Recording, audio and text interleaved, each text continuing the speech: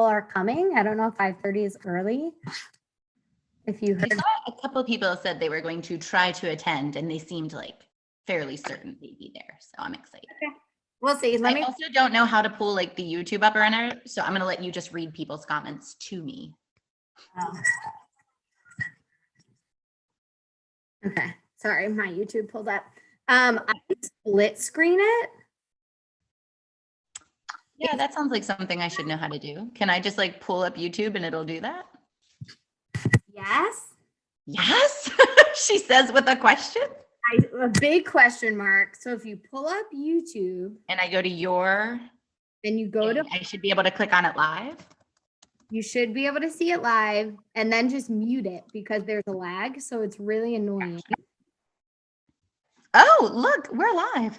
We're live. Jess is here. Hey, Jess. Hi, Jess. Okay, let me mute. And Casey just messaged me and said, why can't I find the live? And it's probably because we were late. So. Lo siento. Hey, Steven, how do I do a split screen? Oh, yeah. That's a techie thing. Yeah, but with the Zoom, can I like, oh, okay. So I just do that. Everyone, this is my husband, Steven. Oh, wait, maybe I can't do that. Yeah. It's the screen. Yeah. And then do this one. Yeah. Okay. But then it does that. Oh, no. Full screen. He's my tech support. Do you have a PC or a Mac? I have a Chromebook. Okay, I don't know if this is helpful, but all I know is on my computer, if you like hold it and drag it to the side, it like snaps into place. Yes. Okay. The comments are, yeah. Yay. Thank you, darling. Thank you. Yeah. Also, it's funny because, like I said, I don't know any techie things, but somehow I'm the person at work who everyone goes to for like, Bree, we can't figure this out. And I'm like, you're like, yes, let me use all of my knowledge to do it. I was like, did you try looking on YouTube or Google? Because that's all that I do. And when I do it, I type in the most specific thing. Right. How to split screen Zoom and YouTube on a Chromebook. Or Chromebook.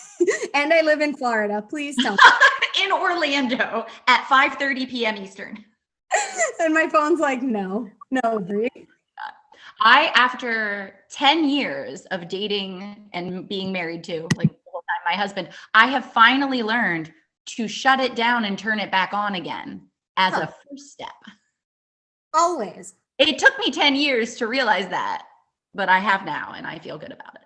But it also resolves most of the issues. Like even when I talk to our IT department and I'm like, hey, I can't figure this out. They're like, did you sign out? Did you sign back in? Did you shut your computer? Did you turn it back on? The problem with that is it's like, if I sign out, I may never sign back in because I haven't entered this password in 4 years. It's just been saved on my computer.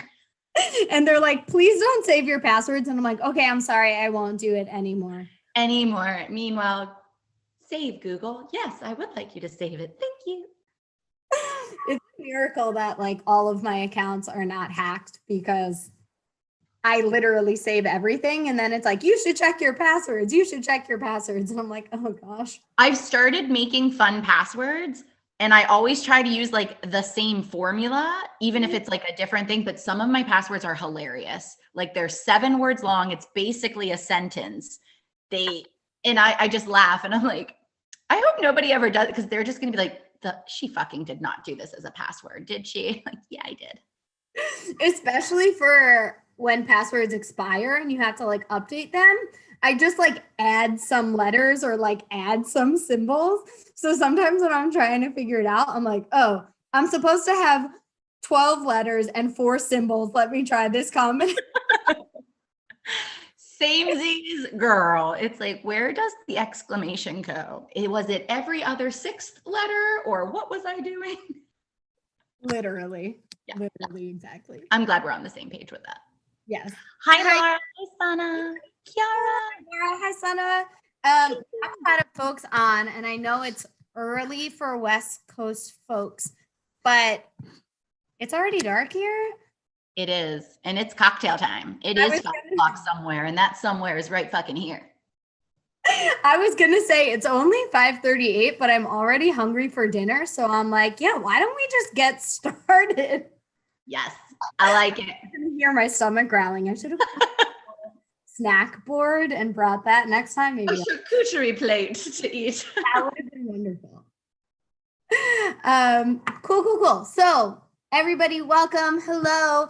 If you're here and you're new, welcome to my channel. If you stumbled upon this live by accident, you're in for a real treat because this is going to be a fun one. And if you didn't stumble onto my page by accident, I'm assuming you're here because this is going to be a very, very exciting time to chat with my good friend Chelsea of Knitting Tipsy. And this is week 6. We think, we're not sure. If I'm wrong, let me know. Somebody go check for us. Because if you've been following, you should know which week it is. Right? Slackers out there. Also, like, if I've been running this, I should know what week it is, but I'm pretty sure it's week. Pish posh and applesauce. And I should know that because if you've been following along on the videos and also on my Instagram at the Little Wolf Knits, you should know that I did I said I was going to do the first month giveaway for the Self-Care Collaborative. That's right.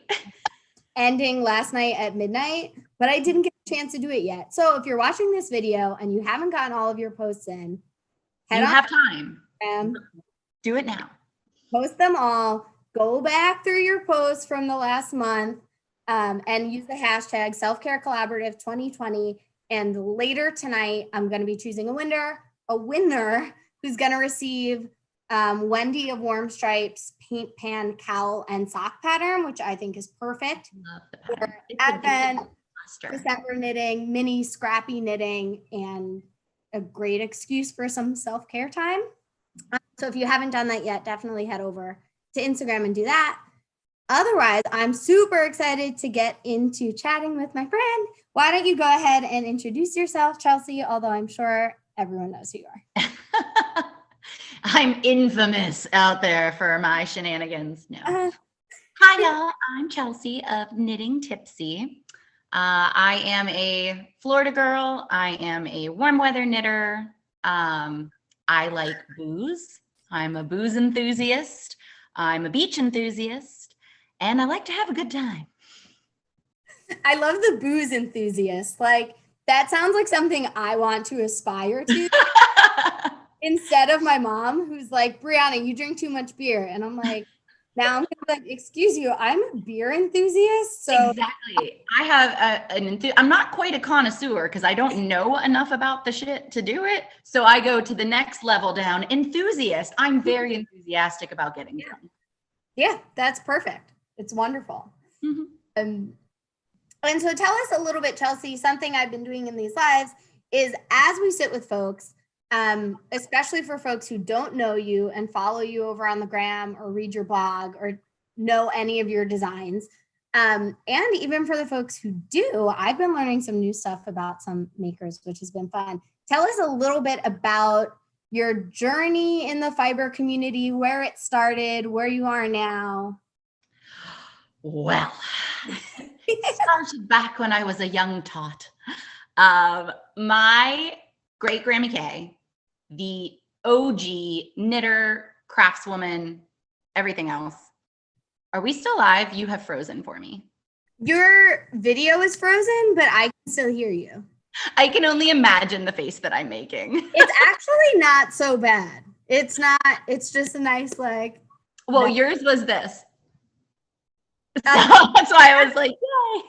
That's not terrible. Sometimes at work, people screenshot my face when I'm like, and it's frozen, and I'm like, oh, fuck it, whatever. Okay.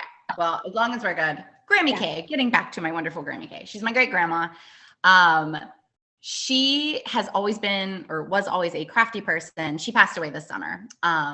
But she taught all of us, so her grandchildren, her kids, her grandchildren, her great grandchildren, how to knit, crochet, spin, weave.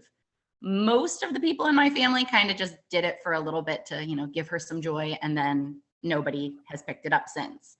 But it stuck with me a little bit, and when I was younger, and I really liked it. I wasn't making projects or anything, but I would go to craft shows with her, and I would do demonstrations on the spinning wheel in the sheep barn. We'd dress in the old timey clothing. I have some really cute pictures. She'd spin on her spinning wheel, I'd do mine, and then I'd show how you can take the yarn from the spinning wheel and you can turn it into things. So we did that for a while. I think my last time I did that with her, I was 16, and then, kind of stopped. Didn't really pick up my knitting needles again. I think a little bit through college here or there. If there were some charity things, my college did, like making baby blankets, just all garter stitch. We would do that. But in 2014, I had anxiety and depression really bad. I still have it, but it's not as bad. So I was home randomly, and I was searching for something under my bed, and I found a bunch of my knitting stuff. And I was like, huh. So I took it home with me. I lived in Washington, D.C. for a while. And I went there, and on a really, really bad night, I just brought it out, and I was like, I'm going to make something. And I made a cowl that night, and it just I felt so. Oh no, I lost your sound. Ah.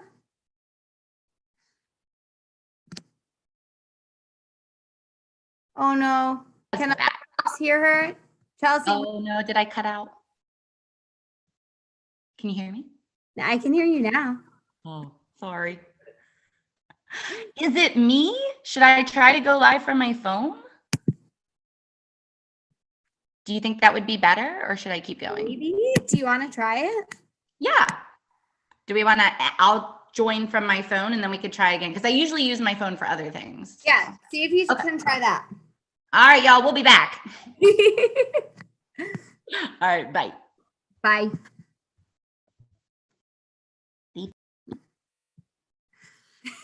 I guess I'll stay on. We'll wait for Chelsea. She should join in here. If you have questions or things that you want Chelsea to answer or address, now's a great time to leave them here. Casey, I can't hear Chelsea. She looks so enthusiastic. I know. She was like, the cow was so, and then I don't know what it was. Tina, I can hear you both now, but Chelsea cut out for a second. Yeah. Hopefully this fixes it.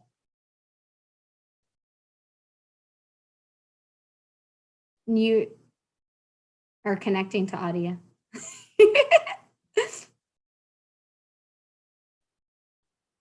Okay. There you go. You hear me? Yep. Am I laggy? No? Okay, this might be better. Nice. That's like also really random. We tried my computer for the first time in forever, and that's apparently a poor life choice. I was gonna say that's also like really random. If you're on the same Wi-Fi, why one would work and one would not. But like, again, I think the main reason is because technology hates me, which is fine. That makes sense. That sounds like an accurate. Yeah, now I'm just trying to get you in my little setup thing here. Hang on. You're good. Sit. All right. Okay. Okay. Sana said yay. Laura said perf. So I think we are good now. Okay. Sorry, y'all. Where did I cut out? You were so excited about this cowl, and none of us knew what you said. Katie said you look so enthusiastic. Tina said you cut out, and you were like, "Oh, the cowl was so," and then the sound stopped, but you were like, "And I." Oh God, why was I so excited? It wasn't anything special. I'll tell you what. Right now, it was nothing to write home about. But okay, it gave me this sense of like, I created something, I made something, I felt productive whenever I hadn't felt like I just felt like nothing, like lazy, worthless, all those negative self-talk words that I've used before. And this made me feel like really good about myself. So I finished that and I'm like, what the hell else can I make? And got on there, and I had never made from a pattern before. I'd only done whatever my grandma had been like, knit this far until you do this, So I started doing that. And then I was making just pretty much any free pattern that I could find. after a while, like people were like, can you make me a hat? Can you make me a hat? So I was doing hats and cowls and scarves. And so I decided, well, I found Knitstagram, you know, like our knitting Instagram. And I was like, oh my God, this is a real thing. Like, this is actually cool. Like, I thought maybe I was the only person who thought this was cool again, but there's a whole group of us out there. Mhm. So I started from a personal account. I was following all the knitting people I could find, and I was just getting so inspired. And I eventually decided maybe I'll start sharing pictures. Maybe I'll start selling things. And I created Rose and Rose. Okay. Yeah, so I had that for a couple years, and I loved Rose. It will always have a very near and dear place in my heart, but I was kind of just making things to make them. I wasn't really focused. I knew I liked drinking and knitting, Mhm. but that was kind of it. And then I decided to refocus and rebrand based on the things that I love most. Mhm. So I created Knitting Tipsy, which is the beachy, Florida, drinky, boozy, knitty crochet account that I have now. Mhm.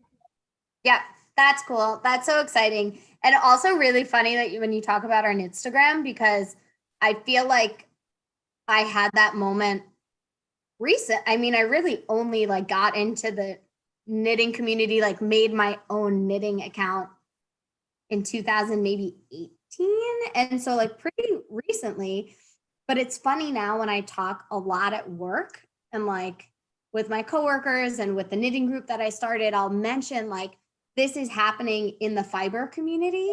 Yes. And they're like, oh, that's cute. And I'm like, It's massive. You don't understand, right? Like, I'm like, well, actually, this person has 60,000 followers and this movement has this many. And they're like, what? And I'm like, mm-hmm. But like, cute is a fine word. And like, also, this shit is fucking powerful. And like, people are actually making moves on here. And they're always like, oh, whoa, I didn't realize it was like that. And I'm like, mm-hmm, it is. Yep. So that's funny. I'm also really curious too. You kind of talk about Grammy K, and it's funny because I obviously don't know her, but I feel like I do, or like, you know what I mean? I just like hearing your stories about her. I'm like, oh yeah, like Grammy K. But, Grammy K, of course, we all know Grammy K.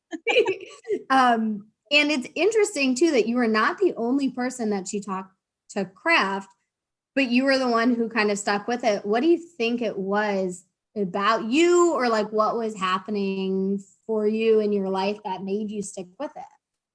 When I was little, honestly, I'm not gonna lie, it's just that I'm a people pleaser and I loved my grandma and nobody else would do it with her. So like, and I did have fun. Like I did enjoy knitting. Like even though I wasn't anywhere near the level of obsessed with it as I was now, I was like, this is a fun way to hang out with Grammy for a little bit, you know? So, and I liked how excited she was about it, you know, teaching me. So that was, sorry, my dog for some reason is scared and he's crawling into me. So if he could go up my uterus, he would. Can you see this? Oh, it's so why are we scared? Did we hear a beep beep? This dog has the worst fears. But is he scared, or is he just here for the self-care talk? He might be. He's like, Mommy, I need self-care too. Oh. Heard, but we love him. He's so cute. He's fine. That's it. And that's really cool, I think, too, that like younger you, not necessarily knitting completely for yourself, although I imagine caring for people you care about is part of like self-care. But it's cool then that set the foundation for however many years later, when it sounds like you had no idea that like, oh yeah, I was just gonna pick up my knitting needles when I was in a dark time, a dark place, and just never would have envisioned what my life is. Not in a million years. You could not have told me that this is what I would be doing, and I wouldn't change it for anything. Mhm. Like, I fucking love it. That's cool. And also I imagine most of us feel that way. Like yeah, right. Once you get into this like vortex world, I'm sorry, you're stuck here. Never apologize for the pets. I think I saw you do that with Chantal, and I was like, I'm the same. Sorry, he's gonna make me love him like a baby. I'm sorry. People are gonna see how weird I am with my child. The amount of times that I try and do that with my dog and he will not let me, although he lets my sister, is like a ridiculous amount. So please, I'm soaking it up and loving I'm just asking that nobody tell him that he's not a baby. So it would break his heart. But isn't he? Oh, he is. Yeah, just don't try to convince him differently. But so it's also really cool. And I guess I hear a piece of your story about finding your knitting, getting back into this, starting your account, right? That I don't know if it felt like self-care at the time, but it feels like a part of it was super therapeutic or like helpful in some way. And was it something that felt like a conscious choice for you, or something that like you recognized as you got into it, or was that just like a side effect? I recognized it pretty right away, like, because when you're living your life as, you know, if you've ever been in a depression or you've ever had like severe anxiety, the light that like comes when you don't feel that way for a couple hours and you're like, oh my God, I just spent 2 hours and felt like a normal human being, which there is no normal, but like it was pretty awesome. And I kind of jumped 2 feet. And I went from like, oh, I haven't touched my knitting needles to, oh my God, I remember a purl stitch. And if I purl two together, then I can do a decrease. And what else can I make with decreases? Like every pattern I was knitting pretty much every weekend. I started taking it to school.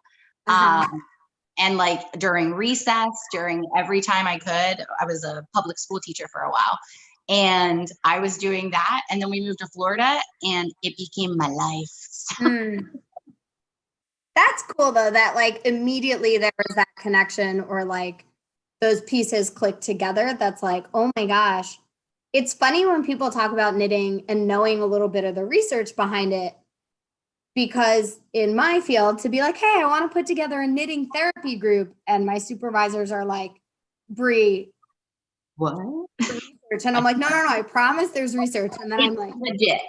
reading hundreds of pages, and I'm like, I know there must be research because I've done it. Like, right? I imagine it's like someone who drank alcohol for the first time before we like knew what it did to our brains. And it's like, no, I'm telling you it does something. I just don't know what it is.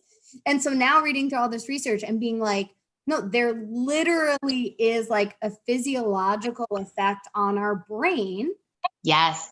That like doing a drug or like doing yoga or like doing some sort of meditation, it like has this impact. And it sounds meditation is the perfect way to, I can lose time knitting and like, I mean, I'm like most people, I usually have music or the TV on, but honestly, the times that it helps me the most when I'm knitting is when I don't have anything, because you get into that and it's not like my brain shuts off, but like, I feel like I can think more clearly. I don't have all that like shitty other Chelsea yelling at me. And it's just like, it's soothing, the rhythm, the sound of the needles.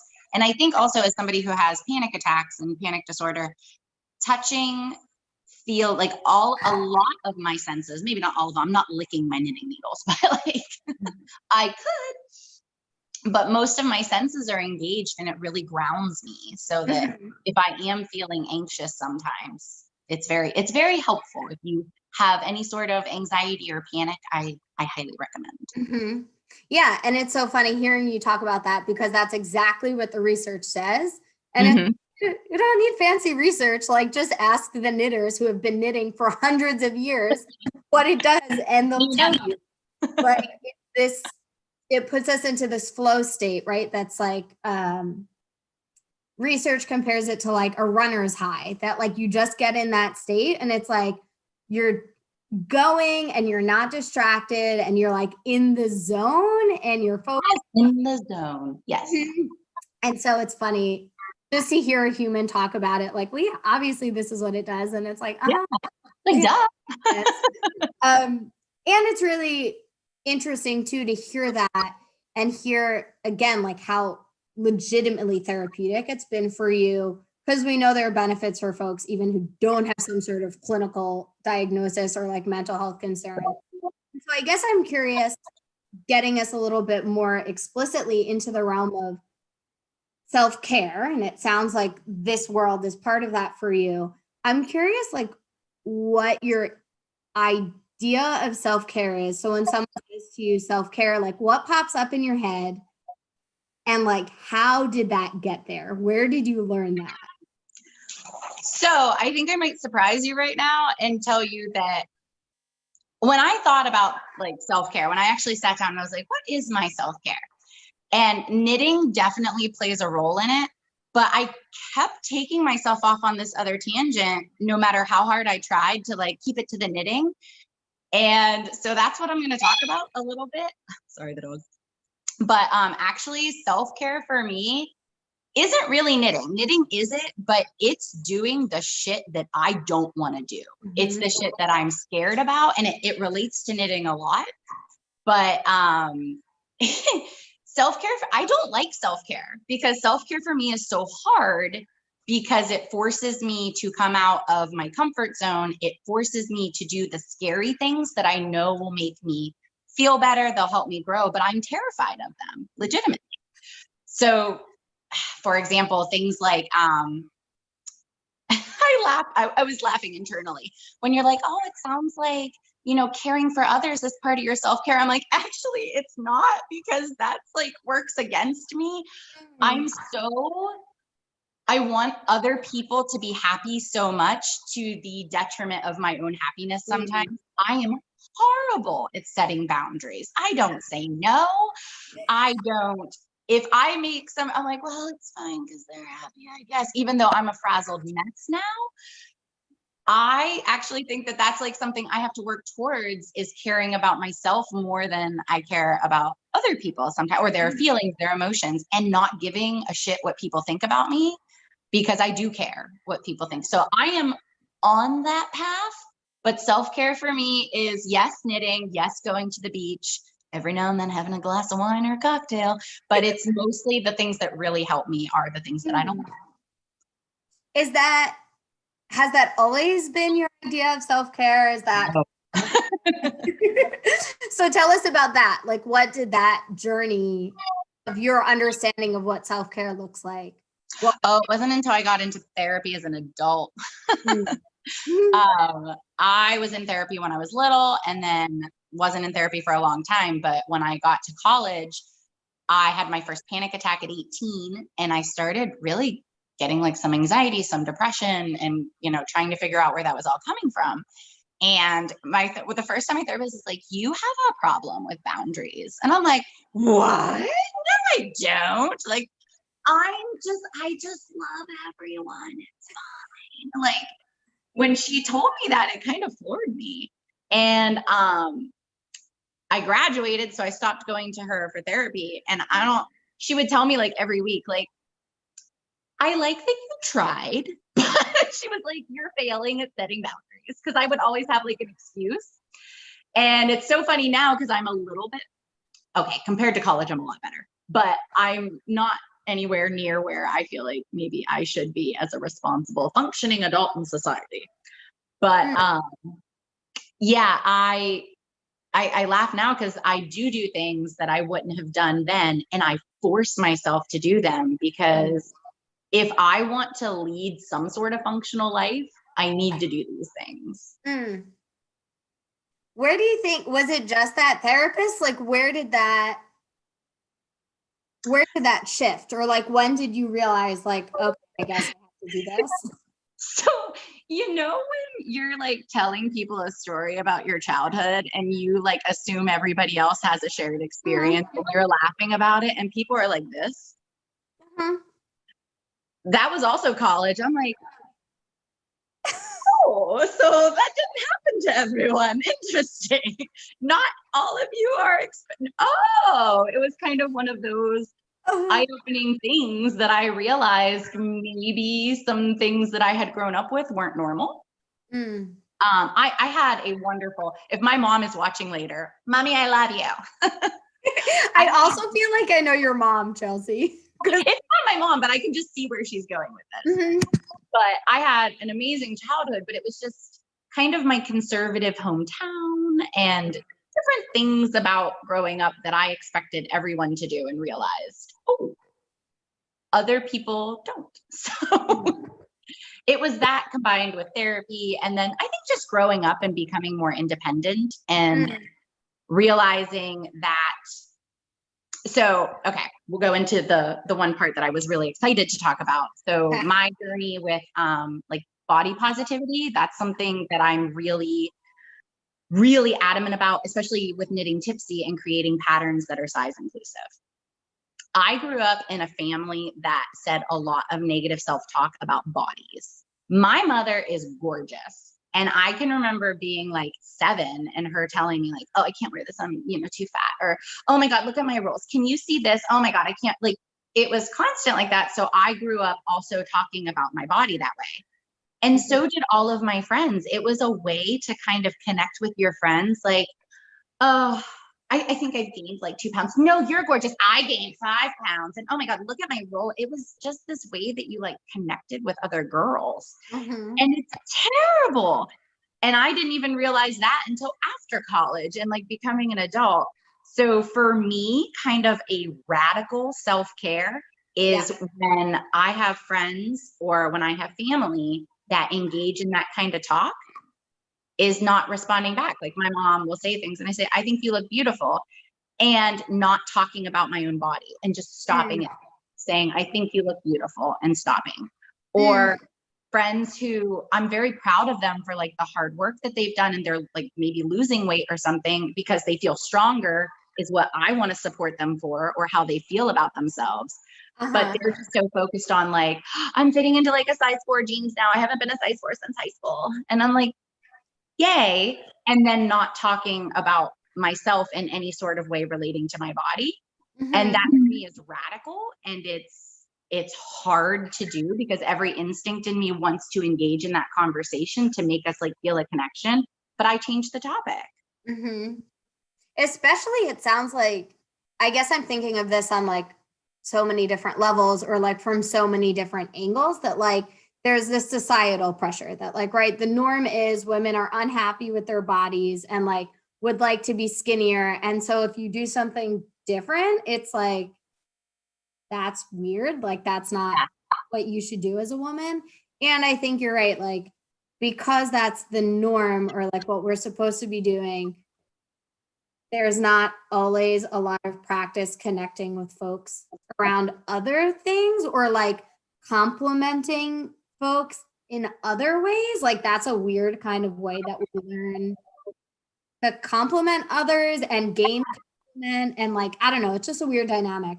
And It's kind of a way that we've been instructed to value our worth, is like, I'm more worthwhile if people notice that my body has changed in a good way, or I'm less worthwhile if people are noticing that my body has changed in what society perceives as a bad way.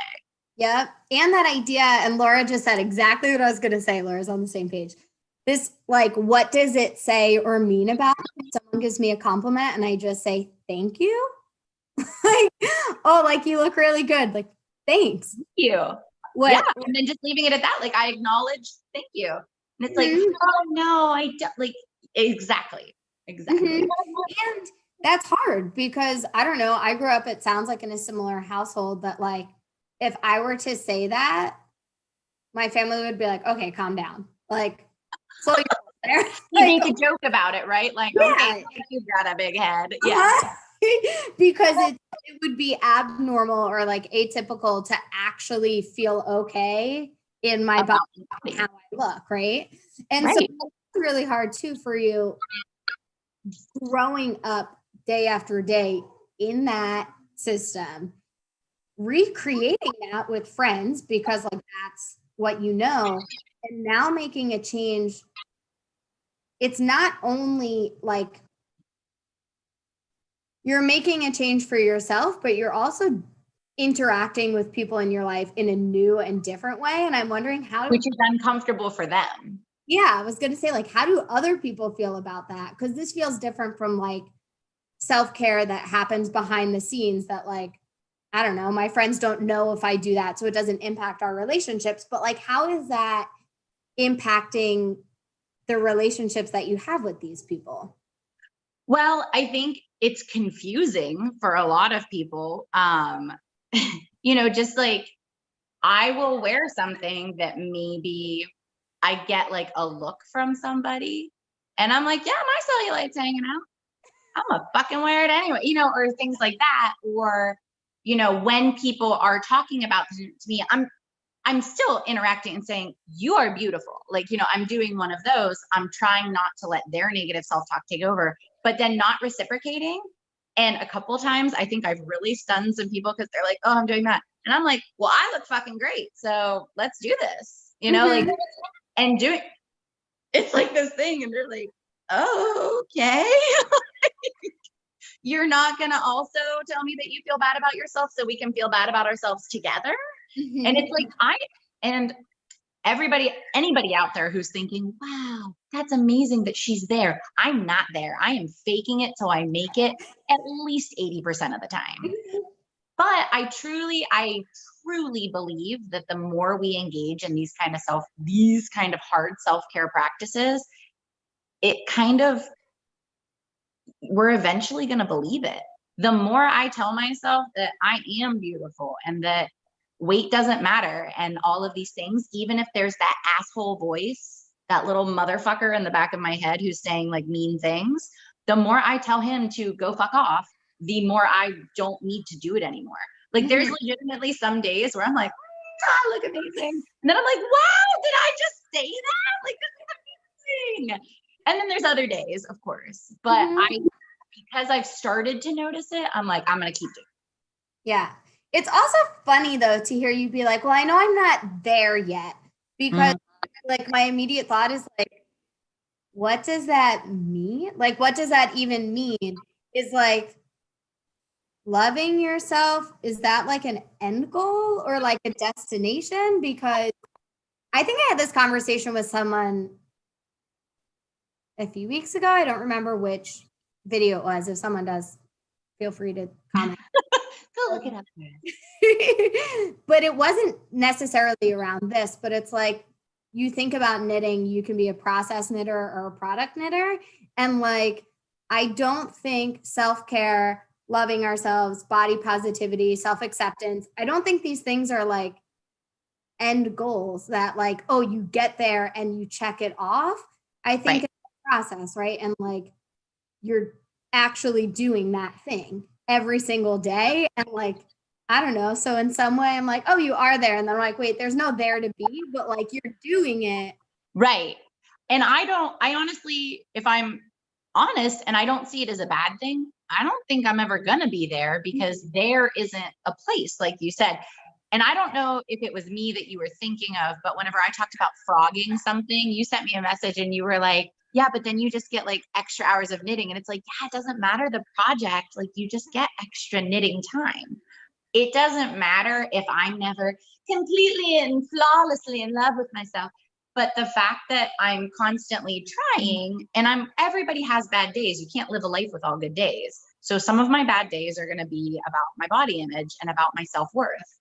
But if I make this commitment that even when it sucks, even when I'm lying in a fetal position on the bed, just thinking that I'm worthless, like if I can break out of that cycle sometimes and say one nice thing about myself, one nice thing leads to two. And then it's like, okay, so today we're going to do something. We're going to put on the fucking bathing suit and take a picture and post it on Instagram because we're brave today. And other days it might be, we're going to brush our teeth today because you deserve it. It's yeah. But I think you're right. It's funny because I wasn't like putting these things together until you said it. But the fact I messaged you immediately and was like, I always feel that way. People are like, oh my God, I can't believe you're going to rip that whole sweater out. And I'm like, but then I get to knit it again. Like, what's wrong with that? That sounds great. Like more knitting time. It's like 2 for 1. Like I got to I don't know. But it's funny because when I run a lot of like mindfulness or like meditation exercises with folks, people are always, no matter who I'm doing it with. It can be people who practice meditation and mindfulness every day. They're like, oh, I'm not good at this. And I'm like, tell me what that means. And they're like, oh, well, I always have thoughts that pop into my mind, or like, I can't clear my mind. And I'm like, hold up. I don't know who told you that was the point, but that's not the point. the point is let all the things come into your mind, let all the thoughts come in, because the point is to practice letting them go. And so if you ever have another negative thought about your body, I'm like, oh man, well now you don't get to practice the thing that because and then what happens if you go 10 months of no negative thoughts, then you're like free and in the clear. And then you have one you aren't in the practice of dealing with. It could totally derail you. Like you constantly have to be doing that.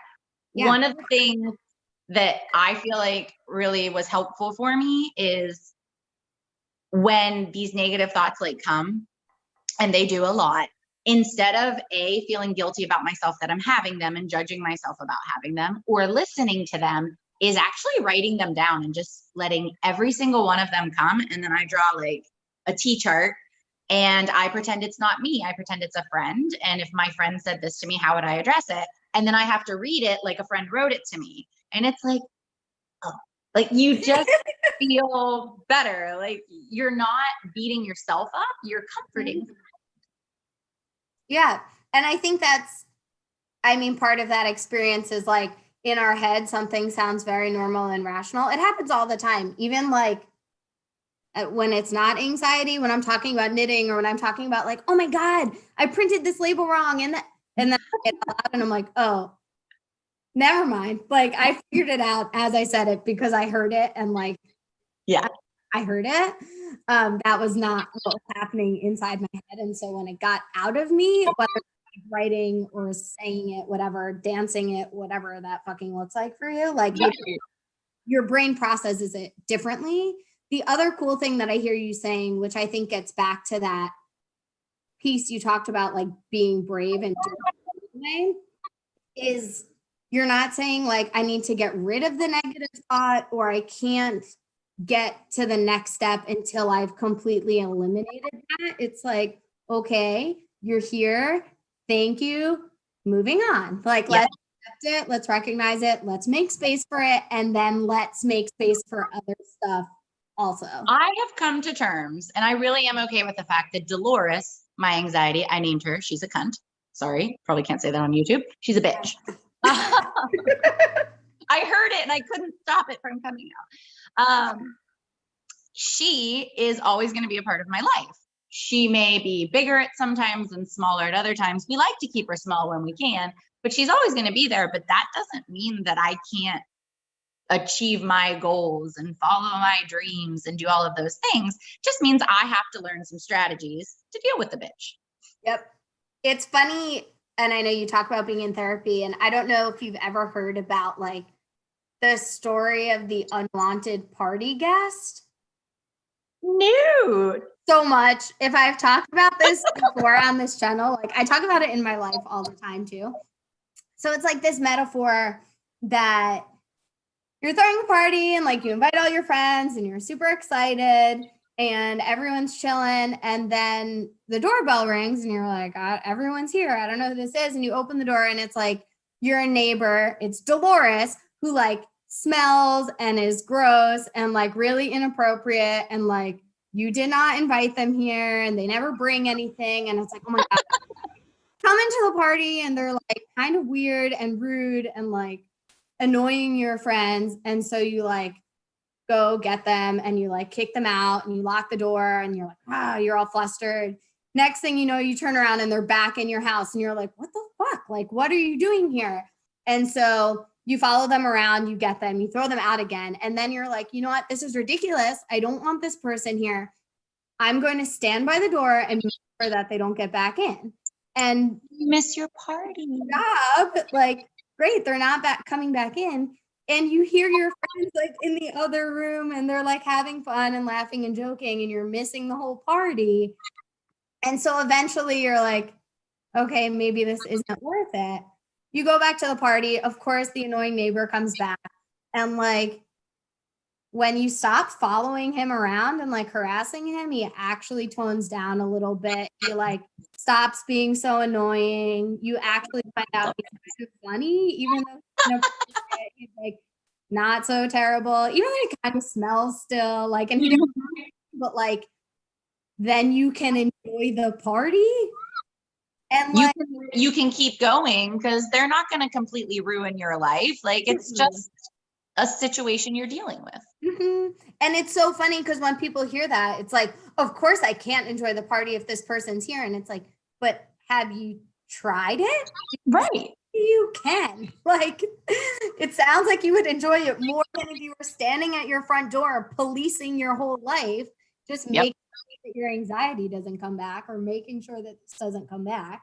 Absolutely. And I think by being like knitters and crocheters, we can I think accepting a project with a flaw in it is also like a really cool thing to do. It somehow relates. Like it doesn't have to be perfect. Life isn't perfect. Your project doesn't have to be perfect. There are things you can change if they really, really, really bother you. But, you know, kind of just living with a project that has a flaw in it because we're all flawed. It's funny you say that because as much as I don't mind frogging and like reknitting because I enjoy the process of it, it bothers you. Did you have socks last year?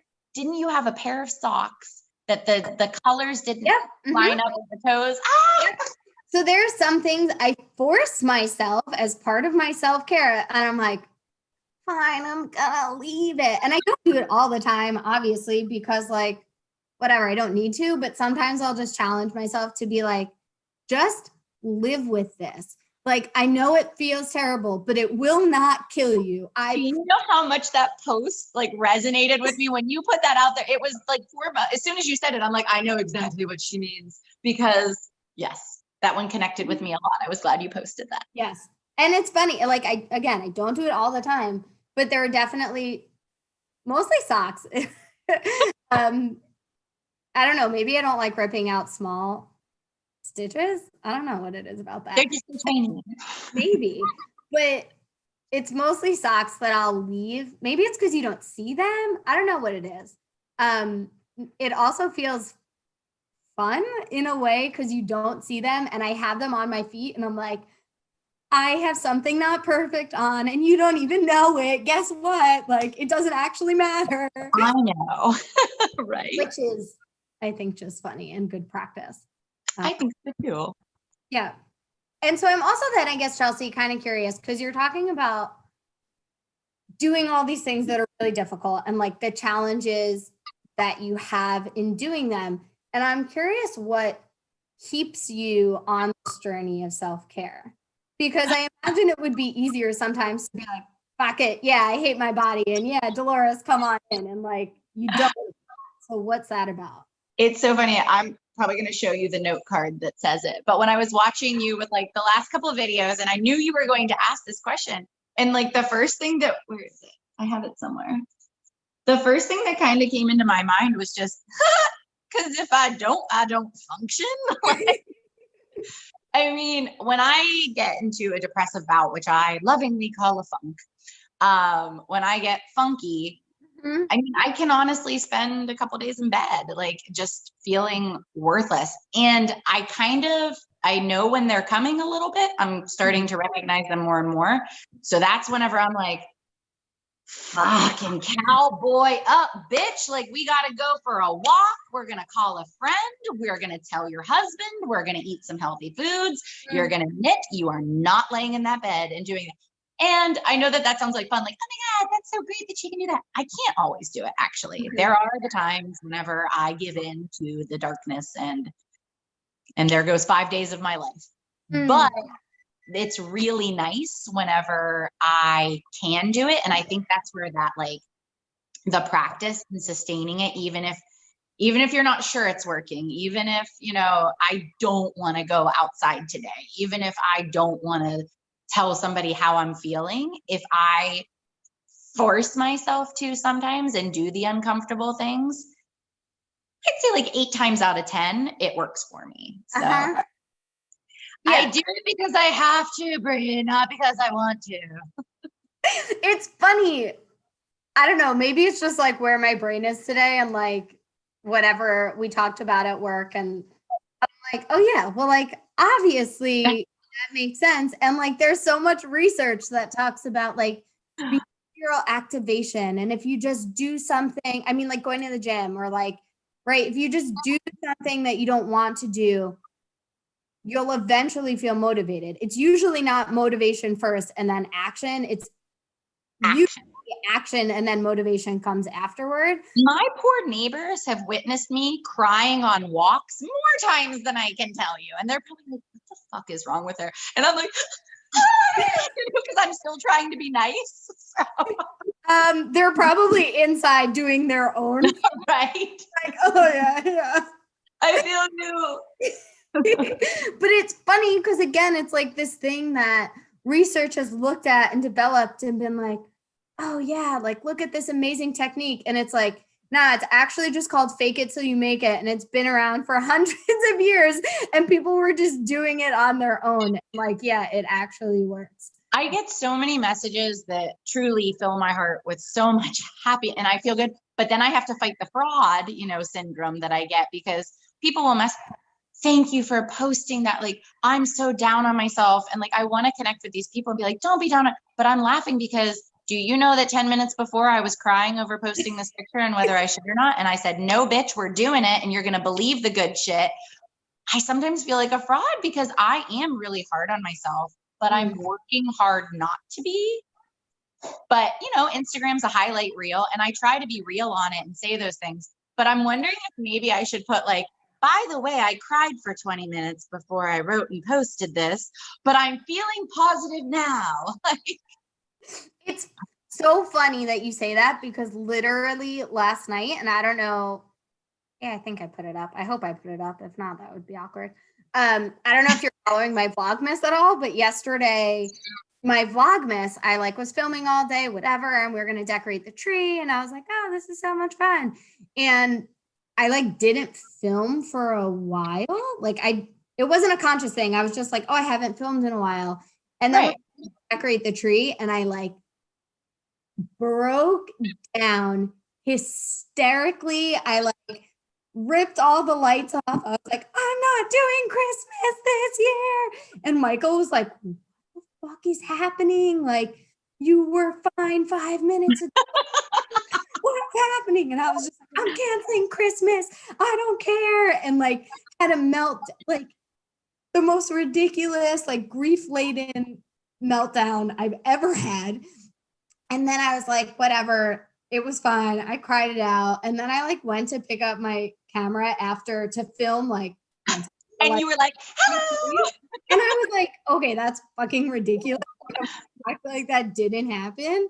So I talked about exactly what you're saying. And I was like, conscious thing, because people talk about that. Instagram is a highlight reel. People only post what they want you to see. Sometimes I wonder, that's not always a conscious thing for me. Oh, I don't want people to know I was upset. But I'm also just not picking up my phone to film myself crying. If I'm not doing something that's enjoyable, I'm not thinking about posting about it because I'm not thinking other people will want to enjoy it.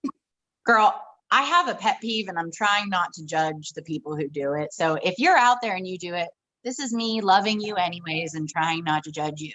But the people who film their panic attacks, I'm like, maybe mine are different, but I would never be able, I'm not cognizant to pick up a phone. And what an interesting person you are if you tell your significant other, hey, the next time I'm hyperventilating and about to pass out, could you film it? I don't know. So I don't get that. I feel like a lot of times when you see things, my first reaction is a little judgy because I'm like, are you really? You really being that? Are you having one? So I'm trying not to do that. But recognizing that when people come on and they've had a crying face, wow, that's awesome that somebody wants to talk about it after. Be like, I just had a really shitty experience and I'm going to be real with you because I was about to fake it. I was about to go put on makeup. I was about to go fix shit and make you only see my highlight reel. But let's talk about the shitty shit that happens. Yeah. And what if we change the way we connect with people and instead of only connecting with people because we are hating on our bodies or bitching about how unhappy we are or some sort of fake superficial highlight reel Right. version of ourselves. Like, I don't know, what if we were just human sometimes? And like, Yeah. Let it all hang out. I love that. And so I guess I'm really excited. I know other people are probably excited. Since I saw, I think it was today. I think it was earlier today. My time is Fuzzy brain, I get you. who knows what day it is. But when you posted it, you're like, oh, I'm so excited for the homework assignment. And I was like, oh God, I want to know. And it's so hard to not reach out beforehand. And I could do it. There's no rule that says I can't do it. I just like feel some sort of like this is a community for everyone who's watching this, whether you're watching it live, whether you're watching it after. I don't feel like this is my thing. I feel like this is our thing. So it feels like cheating if I know it first. Right. And it's so fucking hard. And it kills me to not know it first. So like, I want to know. What do you want the people to do this week? What do you want us to practice? Masturbate. You know what? Hear me out. Okay. I started like when I was like envisioning my kind of homework assignment, what I was truly saying was like, you have to do the hard thing. And I really wanted to talk about body positivity tonight. I could have talked about how hard it was for me to do this pattern that, and I was terrified of it, but I did it anyways. How hard it is to me sometimes to reach out to other people. There's so many things that we could talk about, but I wanted to talk about body positivity, especially in the knitting community. We make shit that looks good on us because guys, clothing fits us. We don't fit into clothing. Clothing fits us. We make our own clothes. You will feel sexy if something fits you appropriately. And as makers, we get to make that happen. Yep. So the idea of doing something, the most like radical things that I could think of were like loving yourself. And, if you're not comfortable giving me a post-orgasm glow on the Instagram, you could also post a picture in your knits, like a sexy one. It can be conservative, but you feel sexy in it. Like I don't care what's covered or uncovered. The more uncovered, the better in my opinion, but that's not everyone's. Post a picture where you feel really good about yourself. Post a picture that you don't feel good about yourself, but you're going to fucking do it anyway. Any of those things. But I thought the best homework assignment that I could do, go ahead and have an orgasm for the love of God. That's what'll make you feel good. The more sexy and in tune with your body, you can do it. But for Instagram, you could do whatever you want. Yes. First of all, yes. And I swear, Chelsea, it had to be like 5 o'clock. I was finishing up for work. I was thinking, I wonder what her homework assignment is. I swear my mind was like, I bet she's going to tell us to masturbate. I was like, why did that just like pop into my head? Like that was so random, but it did. And then I was like, oh, I don't know, whatever. It's probably like, oh, she might not do that. But honestly, yes. Yes. Second of all, I feel like I've said this before, but I'll say it for folks because I've definitely typed it in my post, but like maybe I didn't say it so clearly. Some people are like, how do I enter? I don't understand. I use the hashtag, but like, do I just take a picture of what I'm doing? Right. And like, to be honest, like, no, it doesn't matter. Like, I don't care. There's no like rules and stipulations to follow for your picture. Yeah. Like, I want you to do the thing. You can take a black square. Like, you can take a picture of your, I don't know, like whatever you want, dog and post it. And in the comments, like, tell me what you did. Like, explain. Yeah. That's what I care about. The stories is what I'm here. Instagram is just here because that's where. And I know we can't really follow hashtags right now with fucking Instagram because I have tried multiple times to follow, but I just every now and then check in and like click on it. It's really, if you want like a pick me up in your day, like click on the Self-Care Collaborative 2020, click on that and go read some posts. It's uplifting. There was one, Darian's today that was, she mentioned Nikkizi. She mentioned so many other things that she's been like implementing in her life. It's just such a nice pick me up. I hope that throughout the week, I get like some people just lying on their beds next to their knits, like, just go watch the last live. You'll know why I'm so excited. Like, that would be sweet. Or like post a sexy pic that you were too afraid to do, that's been in your phone that like you were too scared to post. Go post it and tag me. You'll make me so happy. I honestly, and I love the idea that you're coming with, like, sexy doesn't mean you have to like feel good about it or like excited to post it. Sexy doesn't have to mean like you're naked, although that would be really fun. And like, I love it. 2 yarn balls and a knitting needle. Let's do it. I was like, just thinking about all like the sexy, like, could you imagine, people like go to like photographers to like get like a boudoir photo shoot. Yeah. But like, could you imagine showing up with like a bag of yarn? And really, this is what I would like to use. This is how I feel sexy. Like, just imagining what the photographer would do. Also, so we're gonna masturbate. Yes. Does this have to be a solo activity? Could it be a mutually? Oh yeah. If you want to phone a friend and bring in a pal or two, however you get jiggy with life, Cool. go ahead and do that. So Wonderful. like masturbate, have a friend take your picture, set up a sexy photo shoot, take a sexy picture of your spouse in it. Maybe I can get Steven to wear my newest project in a boudoir photo shoot. He's obviously saying no, but we'll see. That would be amazing. That would be too perfect. I would say I would get Michael to do it, but he probably would. And then someone will Google. I always laugh that, like, I'm a psychologist. You can just Google me. Like, I'm sure if my clients Google me, they see my YouTube page and they're like, what the hell? They see my Instagram.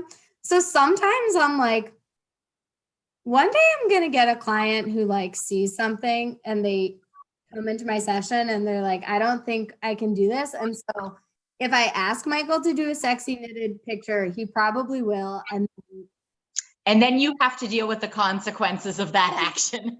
Exactly. But if any of you could get people to do it in your life, that would be so much fun. Make other people feel sexy. Like I don't have any friends that I'm seeing in person right now, but like if you have people in your bubble and you're being COVID safe and like y'all do a sexy thing together, like. Oh my God, I love that. Pass out some hand knits. You don't even need your hand knits, but I'm just like, you could all wear hand knits. You could all sexy Santa photo shoot. I don't know if you saw my last live, but I think I might have a little bit of an obsession with Kurt Russell and his Santa suit in the Christmas Chronicles on Netflix. And if you don't know what I'm talking about, go watch it. He's the sexiest Santa ever. But you could do like a sexy Santa photo shoot. That would be amazing. My sister just joined and she said, I'm so late. Oh no. Please, I'm telling you, I can't ask him because he would do it. And you're like, he would absolutely be in. Then I'd be in trouble. So I think that's the perfect homework assignment. I'm so excited to hear about it. And I'm so excited for people, whether they post a photo, whether they just share their story, also like share what that process was like. And like, maybe for some folks, it'll be really enjoyable and it'll be really empowering and feel amazing. But it might not. Maybe other folks won't feel so great. And maybe they'll be like a bit of both. Like, it's a growth opportunity.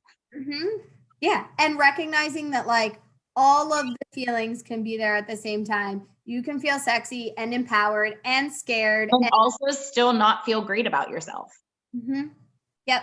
And that's okay. Yep. And that's what I'm excited. I mean, I'm excited to see the photos, obviously. So excited. I'm also excited to hear about that. I think you are now forcing me to post a post-orgasmic glow photo shoot. I love sex hair. Sex hair is one of my favorite hairs on people. You know, when you're like, you were clearly up to some shenanigans. Yes. Yeah. And like on the self-care collaborative. And like, what are you doing? Be like, it's not It's self-care. I have to do it. So Hashtag self-care. I love it. That's perfect. Any last words that we didn't for people say that you wanted to share that feel really important that we could not leave today without sharing? Keeping in mind that at the rate this is going, this is not going to be the only year. There's going to be future years. I'm excited for you to come back next year. I'm coming back. I'm coming back. And share about what that journey has looked like for you. And we can talk about so much more of this. But is there anything today that feels like I need to share this with folks because it just wouldn't be right if I didn't share it? I would remember, as we talked about, Instagram is not a highlight reel.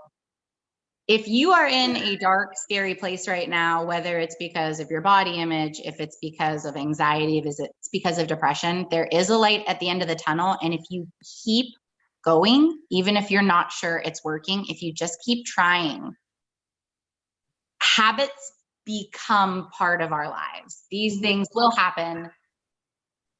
Weight does not equal worth. You are worthy no matter what. You are important no matter what. You are loved no matter what. And you can always drop in my DMs if you need a little pick me up. Yeah, there we go. That feels perfect. I was going to say, if you need more of that and you're not following Chelsea, go follow her right now, because I feel like similar to how you maybe go on the self-care collaborative hashtag, sometimes I'm just like, I'm feeling kind of shitty. I don't have time to do my whole scroll, but like, I just need to see what Chelsea's up to. Because what's a drunk bitch doing? I like her. Let's do it. You know that friend that you have that like you call and like she might be wasted, but like, you know, she's going to tell you. You're like, it's 10 a.m. I'm not sure where her day has gone. It's a Tuesday, so we're up in the air. So, y'all. Yep. Yes. And so if you're not following her, definitely go follow her. Chelsea, this was so much fun. As always, I love talking with you. I love talking with you. I'm sure everybody, I mean, the comments are off the chain here. I'm sure everybody loved our time together. If you're watching later, thanks for stopping by, even though you couldn't. Thank you. Go masturbate. It's your assignment. Go masturbate. Go have a drink. I'm empty. I'm going to get more. Yes, go have another drink. If you already are having a drink with us, go have another drink.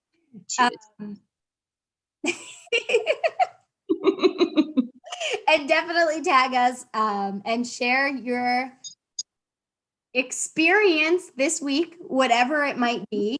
Maybe you do your homework. I feel like knitgasm, yarngasm, I think is a thing. Yeah, but get dirty on me. Make a dirty hashtag and tag me. Yes, tag me. Tag the collaborative. Yes. You want to be an overachiever and do your homework a bunch this week? Every time, tag me. Credit. The person with the most orgasms and tags wins. So yeah. And what do you win? You win self-care. And you win self-care for the week. You just win it. Believe me, you'll win. You don't try. You'll know when you've won. Oh my gosh. All right, Chelsea, I cannot thank you enough. This is so much fun. Thank you for having me. I had a blast. Of course. Yeah, I think that's all I have. I can keep going on and on, but I think that's all I have. I cannot thank you enough. This was so much fun. I'm so excited to see what everyone comes up with and share. Yes. And I'll see y'all next week. I can't wait to find out. I know. It's exciting. Oh, I'm so excited. I mean, they're all a good one. I say that every single week, but like, oh my God. I'm was honestly thinking, I wonder who's next week. How am I? And I'm like, oh wait, I have the ability to find that. I also laugh every single time someone says that, because I'm like, you could actually go look, but like, all right, that's fine. I can, and I'm going to. So You should. It's a good one. okay, I'm excited. Okay. I'll see y'all next week. Have a good one. Have a good night. Take care of yourselves.